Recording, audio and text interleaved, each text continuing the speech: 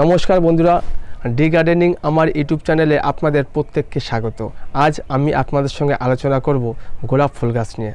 তো এই গোলাপ ফুল গাছের কিছু ডাল আছে, যে ডালগুলোকে আমরা এলা ডাল বলে থাকি, জংলি ডাল বলে থাকি, অর্থাৎ সেই ডালগুলোতে ফুল হয় না। তো কোন কোন ডালগুলোকে আমরা রাখবো আর কোন কোন ডালগুলোকে আমরা কেটে ফেলবো, তো এই বিষয় নিয়ে আমি আপনাদের সঙ্গে আলোচনা করব খুব সহজভাবে, যেভাবে আপনারা বুঝতে পারেন। কারণ এই সমস্যাটা প্রায় আমাদের প্রত্যেকের হয়ে থাকে, আর বিশেষ করে যে সমস্ত বন্ধুরা নতুন গার্ডেনিং শুরু করেছেন তাদের তো এই সমস্যাটা প্রায়ই হয়। তো তার জন্য ভিডিওটি শেষ পর্যন্ত অবশ্যই আপনাকে দেখতে হবে। শুরুতেই যে সমস্ত বন্ধুরা আমার চ্যানেলটি সাবস্ক্রাইব করেননি, অর্থাৎ নতুন বন্ধুরা আজ প্রথম দেখছেন আমার ভিডিওটি, তাদের আমি অনুরোধ করছি আমার চ্যানেলটি সাবস্ক্রাইব করার জন্য। আর যে সমস্ত বন্ধুরা ইতিমধ্যেই আমার চ্যানেলটি সাবস্ক্রাইব করেছেন তাদের প্রচুর প্রচুর ধন্যবাদ। তো বন্ধুরা, মূল বিষয়বস্তুতে আসা যাক। এই গোলাপ গাছের কিছু ডালকে আমরা কেটে বা কেনই বা বাদ দেবো, আর কিছু ডালকে কেনই বা রাখবো, তো তার উত্তরে বন্ধুরা আমি আপনাদের বলি, গোলাপ গাছে এমন কিছু ডাল থাকে সেগুলোকে এলা ডাল বলি বা জংলি ডাল বলি। তাহলে আপনার প্রশ্ন হতে পারে জংলি ডাল বা এলা ডাল কী? বন্ধুরা, গোলাপ গাছ সম্প্রতি যে গোলাপ গাছগুলো আমরা নার্সারি থেকে কিনে নিয়ে এসে, এই সমস্ত গোলাপ গাছ কিন্তু গ্রাফটিংয়ের সাহায্যে তৈরি হয়। অর্থাৎ গোলাপ গাছকে এই জংলি বা এলা ডালের উপরে গ্রাফটিং করে, কোন ডালকে গ্রাফটিং করা হয়? যে ডাল ভালো, অর্থাৎ যে ডাল থেকে আমরা ফুল পাই, যে ফুল গাছগুলো যে প্রজাতিতে থাকে, সেই ফুলওয়ালা গোলাপ গাছের ডাল ওই জংলি ডালের উপরে গ্রাফটিং করে কিন্তু তারপরে গোলাপ গাছ তৈরি হয়। তো সেই গাছ কিন্তু আমরা কিনে নিয়ে আসি। এবার তারপরে কী হয়, সেই গাছে যখন বড় হয়, সেই গাছ থেকে যখন বিভিন্ন ব্রাঞ্চ ছাড়তে থাকে, তখন নিচে যে গ্রাফটিংয়ের নিচে, মানে আপনার যেখান থেকে গ্রাফটিং করা হয় তার নিচ থেকে কিন্তু ওই জংলি ডালও বেরোয়, ব্রাঞ্চগুলো বেরোতে থাকে। তো সেই ব্রাঞ্চে তো ফুল হয় না, তো তার জন্য কিন্তু সেই ডালগুলোকে আমরা কেটে বাদ দেবো। এবার বন্ধুরা, আপনার মনে প্রশ্ন হতেই পারে যে যখন জংলি ডাল বা এলা ডালে আপনার ফুল হয় না, তাহলে ওই ডালে গ্রাফটিং করা কী দরকার বা কী প্রয়োজনীয়তা আছে?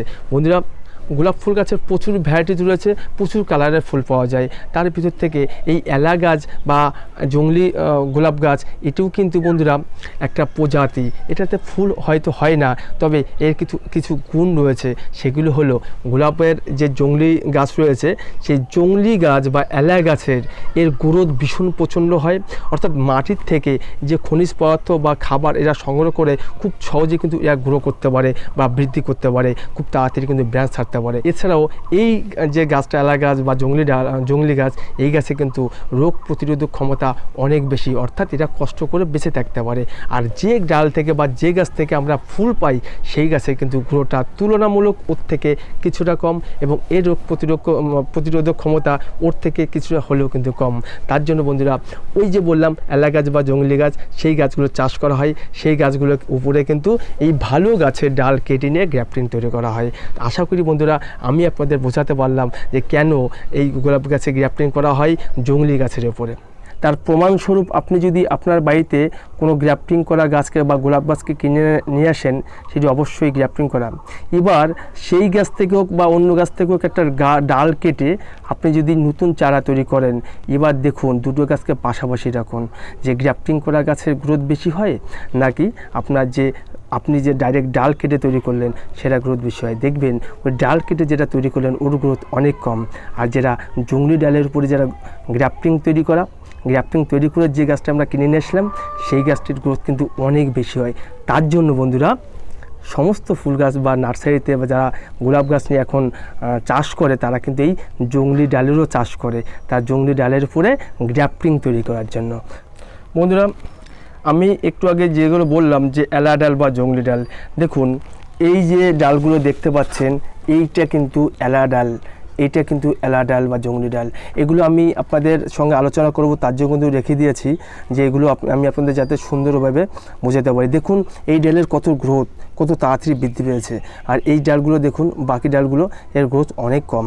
তো বন্ধুরা, আমরা বুঝবো কী করে? আমাদের প্রায় কিন্তু এই সমস্যা হয় যে আমরা বুঝতে পারি না যে এই ডালটি এলা ডাল না ভালো ডাল, এই ডালে ফুল হবে নাকি ফুল হবে না। এটা বুঝতে ভাবতে কিন্তু ডালটি অনেক বড় হয়ে যায় এবং বাকি ডালগুলোর গ্রোথ কমতে শুরু করে, এবং এই ডালের গ্রোথ এত বেশি হয় যে সমস্ত খাবার এই ডালটি খেয়ে নেয়। আমরা যে গ্রাফটিং করার পরে দেখবেন এখানে একটা দাগ হয়ে যায়, খুব ভালোভাবে আমি আপনাদের দেখানোর চেষ্টা করব। দেখুন দাগটা আপনারা দেখতে পাচ্ছেন, এই দেখুন দাগটা, এই যে বরাবর, এই বরাবর দাগটা, এই যে গ্রাফটিং দাগ, এর নিচ থেকে যে কাণ্ডটা রয়েছে গাছের, এই নিচ অপশানটা, এটা কিন্তু পুরো জংলি ডাল। এই পুরে যেটা রয়েছে এটা কিন্তু আমাদের ভালো ডাল, অর্থাৎ ফুল আসা ডাল। তাহলে আমি আপনাদের বোঝাতে পারছি যে এই দাগের উপর থেকে যা বেরোবে সেটা আমরা রেখে দেব, অর্থাৎ সেই ডালে কিন্তু ফুল হবে। আর এর নিচের থেকে যেটা বেরোবে সেটা কিন্তু জংলি ডাল। তাহলে কি হলো, এই গ্রাফটিংয়ের নিচ থেকে যেটা বেরোবে সেটি জংলি, উপর থেকে যেটা বেরোবে সেটি হলো আমাদের ভালো, অর্থাৎ ফুল আসবে তাতে। এবার এটা গেল মূল বিষয়, এটা অর্থাৎ যে গ্রাফটিংয়ের দাগ। এবার এটা গেল মূল বিষয়, যে কোন জায়গার থেকে আমাদের গ্রাফটিং করা রয়েছে সেটা আমাদের ধরতে হবে, খুঁজতে হবে, তারপরে কিন্তু ভাবতে হবে নিচ থেকে বেরোচ্ছে না উপর থেকে বেরোচ্ছে। এটাগুলি 1 নম্বর পয়েন্ট। 2 নম্বর পয়েন্ট বন্ধুরা, অনেক সময় আমরা বুঝতে পারি না সেই গ্রাফটিংয়ের যে দাগ অনেক সময় থাকে না, কারণ যেখান থেকে গ্রাফটিং করা হয় সেই জায়গা বেশিরভাগ ক্ষেত্রে দেখা যায় ফুলে ওঠে, মানে মোটা হয়ে যায়। দেখুন এটা দেখুন কত মোটা হয়ে গেছে, দেখুন ফুলে যায়, তখন এখানে দেখুন দাগ পরিষ্কার বোঝা যাচ্ছে না, পরিষ্কার দাগ এখানে বোঝা যাচ্ছে না। তো এই সময় কিন্তু আমাদের সমস্যা হয় বুঝতে। তো যখন মোটা হয়ে যাবে তখনও কিন্তু আপনি যদি ভালো করে বোঝার চেষ্টা করেন তখন বুঝতে পারবেন কিছু না কিছু দাগ থাকে। দেখুন এইটাই আমার দাগটা, দেখুন এইটা দাগ, এই দাগ, এই যে আমি দেখাচ্ছি এই পজিশন দিয়ে গেছে, দেখুন এখান থেকে ওর নিচ থেকে যেগুলো বেরোচ্ছে এই দুটোই কিন্তু ওর নিচ থেকে বেরিয়েছে। দেখুন এটাও বেরিয়েছে ওর নিচ থেকে, এটাও বেরিয়েছে ওর নিচ থেকে। এটা কিন্তু জংলি ডাল বা এলা ডাল। এবার যে মোটা অংশ যদি আপনি বুঝতে না পারেন যে কোন জায়গা থেকে বেরোচ্ছে, তাহলে আমাদের কী দেখতে হবে সেটাই কিন্তু আমাদের বোঝা বড় মুশকিল। কারণ বেশিরভাগ বন্ধুরা জানেন যে গ্রাফটিংয়ের নিচ থেকে বেরোলে সেটা জংলি, উপর থেকে বেরোলে সেটা ভালো। কিন্তু সমস্যা যেটা হয় সেটা হলো যদি বুঝতে না পারি সেক্ষেত্রে কোনটা আমরা অনুসরণ করব। দেখুন এই একটি রয়েছে, এটা কিন্তু পরিষ্কার বোঝা যাচ্ছে, এই যে গ্রাফটিংয়ের দাগ দেখতে পেয়েছেন। এবার দেখায় আপনাদের এটা দেখুন আমার গ্রাফটিং, এটা এইখানেটা এইটা গ্রাফটিং, এর উপর থেকে যেগুলো বেরোচ্ছে সবগুলো আমার ভালো গ্রাফটিং। আমি জানি এটা আমার গ্রাফটিং, এর নিচের থেকে এটা জংলি, উপর থেকে ভালো। যদি আমরা বুঝতে না পারি যে কোন জায়গার থেকে আমাদের গ্রাফটিংয়ের দাগ যদি আমরা বুঝতে না পারি তাহলে কি করব? তাহলে জংলি ডালের পাতা সবসময় 7 পাতা হয়। জংলি ডালের পাতা দেখুন সব পাতা 7 পাতা, দেখুন এগুলো দেখুন 7 পাতা, সব 7 পাতা। কিন্তু যে গোলাপে ফুল হয় সেই গোলাপের পাতা কিন্তু 3 প্রকার হয়, 7 পাতাও হয়, 5 পাতাও হয়, 3 পাতাও হয়। এটা কিন্তু মনে রাখতে হবে।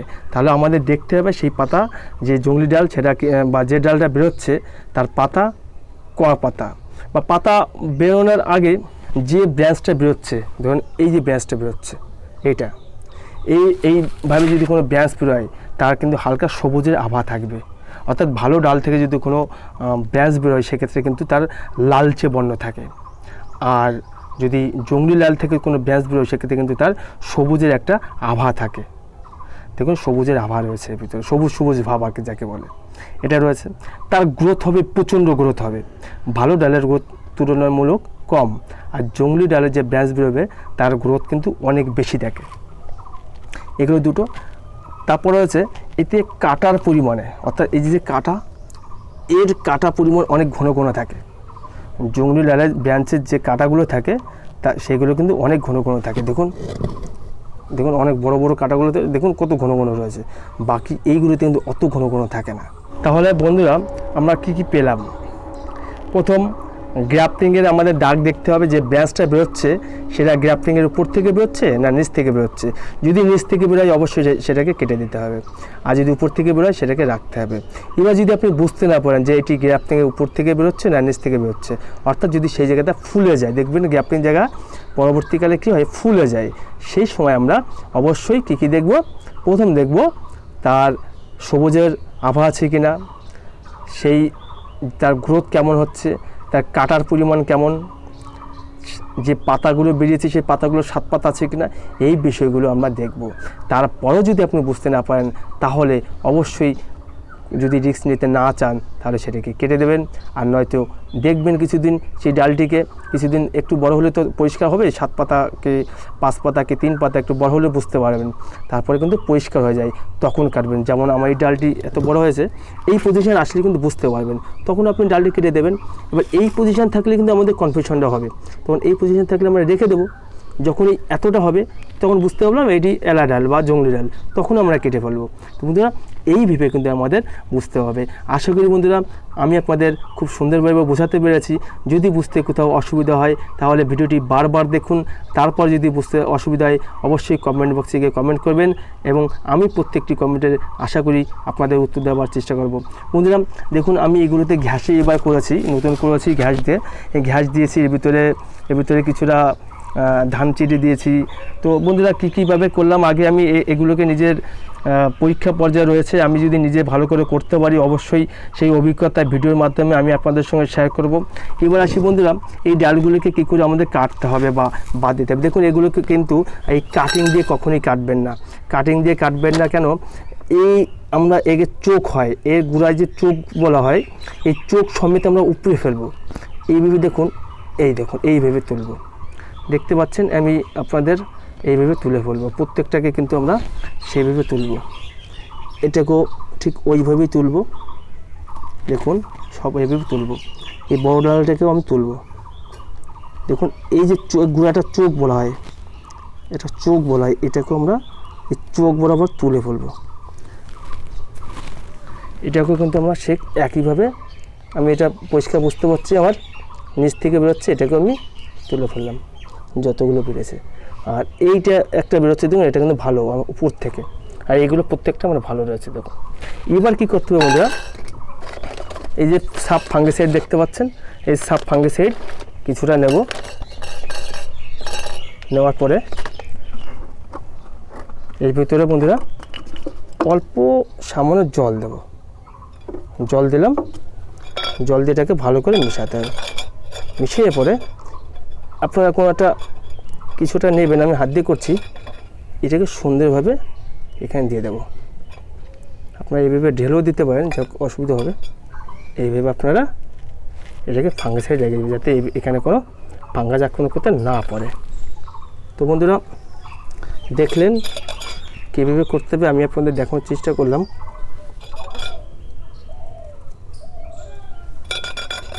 এটা দেখুন আমি খুব সুন্দর করে এটাকে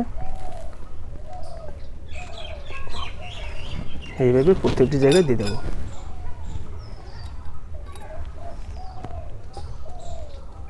বন্ধুরা এরপরে আমি গোলাপে পুরো মাটি ছাড়া, এগুলোতে মাটি দিইনি,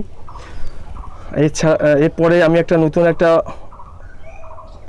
বন্ধুরা এরপরে আমি গোলাপ গাছে নিয়ে একটু অন্য কিছু ভাবছি, যে বিভিন্ন কম্পিটিশনে গিয়ে দেখেছি তারা কোনো মাটি দেয়নি, তো মাটি ছাড়া কী করে গোলাপ চাষ করতে হবে, তো সেইগুলোর উপরে আমি পরীক্ষা পর্যায়ে রয়েছে, নিজে নিজে আমি সেগুলো নিয়ে ভাবছি, আলোচনা করছি অনেকের সঙ্গে, এবং গাছগুলোকে প্রতিস্থাপনও করছি শুধু ঘ্যাসের ভিতরে, অর্থাৎ মাটি ছাড়া ঘ্যাসে কী করে গোলাপ গাছকে প্রতিস্থাপন করতে হবে। তো আমি যদি সাকসেসফুল হই, আমার গাছ যদি ভালো গ্রো করে, অবশ্যই সেই অভিজ্ঞতা আমি আপনাদের সঙ্গে বন্ধুরা শেয়ার করব। আর এই ছিল আমার ভিডিওর বিষয়বস্তু। যদি আমার ভিডিওটি আপনাদের ভালো লাগে অবশ্যই লাইক করবেন। আপনাদের সঙ্গে দেখা হবে আমার পরবর্তী ভিডিওতে। সবাই ভালো থাকুন, সবাই সুস্থ থাকুন। থ্যাংক ইউ বন্ধুরা।